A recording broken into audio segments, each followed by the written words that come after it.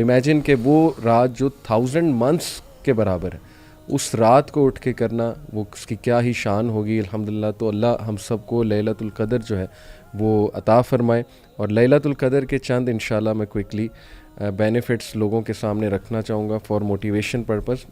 سب سے پہلی بات یہ وہ رات ہے جس رات قرآن مجید نازل ہوا، یعنی بہت عزتوں والی جو ہے وہ رات ہے اللہ کی طرف سے۔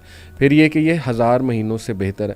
پھر یہ کہ اللہ سبحانہ تعالیٰ نے اس کو مبارک کہا ہے سورہ دخان کی روشنی میں، اور مبارک کی وجہ، اچھا اس پہ ایک انٹرسٹنگ میں اوپینین آپ کو بتاتا ہوں، یہ ہمارے اسلاف کا اوپینین ہے۔ الخلیل ابن احمد کہتے ہیں کہ اٹ واز کالڈ لیلۃ القدر because the earth is constructed by the great numbers of angels on that night and قدر مینس کنسٹرکشن۔ انہوں نے کہا کہ اس میں اتنے اینجلز تعداد میں نازل ہوتے ہیں، اور سب سے بڑی بات حضرت جبرائیل علیہ السلام روح وہ نازل ہوتے ہیں۔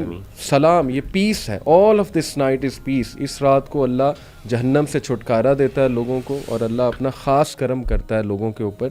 اور پھر جو ہے اس میں کہ اللہ تمام گناہ پچھلے سال کے لے کے جو اگلے سال تک کے گناہ ہیں اللہ سبحانہ و تعالیٰ وہ معاف فرماتا ہے، جو بھی نیک نیتی کے ساتھ اور اللہ کے لیے جو ہے اس رات کو عبادت کرتا ہے۔ تو الحمدللہ جی ہم بڑے لکی ہیں، اللہ تعالیٰ ہمیں اس کی توفیق دے کہ ہم لیلۃ تو یہ آیت نمبر 40 ہے سورہ شورا کی۔ اللہ تعالیٰ فرماتے ہیں وَجَزَاءُ سَیِّئَةٍ سَیِّئَةٌ مِثْلُهَا، کہ برائی کا جو بدلہ ہے وہ برائی ہے، یعنی اس کے برابر۔ فمن عفا، جس نے معاف کر دیا، وَأَصْلَحَ، اور اصلاح کر دی، فَأَجْرُهُ عَلَى اللَّهِ، اس کا اجر اللہ پر ہے، إِنَّهُ لَا يُحِبُّ الظَّالِمِينَ، اللہ تعالیٰ ظالموں سے محبت نہیں کرتے۔ تو شیخ عبد الرحمن السعدی رحمہ اللہ جو تفسیر السعدی کے مصنف ہیں، وہ فرماتے ہیں کہ یہاں پہ اللہ تعالیٰ نے، ویسے انہوں نے 3 رسپانسز بتائے لیکن میں نے اس کو 4 میں ڈسٹریبیوٹ کر دیے۔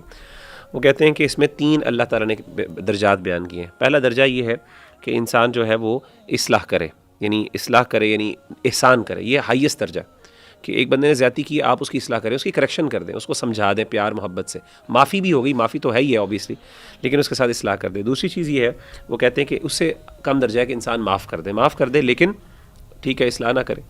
تیسری درجہ کیا ہے کہ بدلہ لے، لیکن بدلہ بھی صرف اتنا جتنا اس نے کیا، اتنی زیادتی، اس نے ایک تھپڑ مارا تو آپ بھی مار لیں، ٹھیک ہے، اس کی اجازت شریعت نے دی ہے۔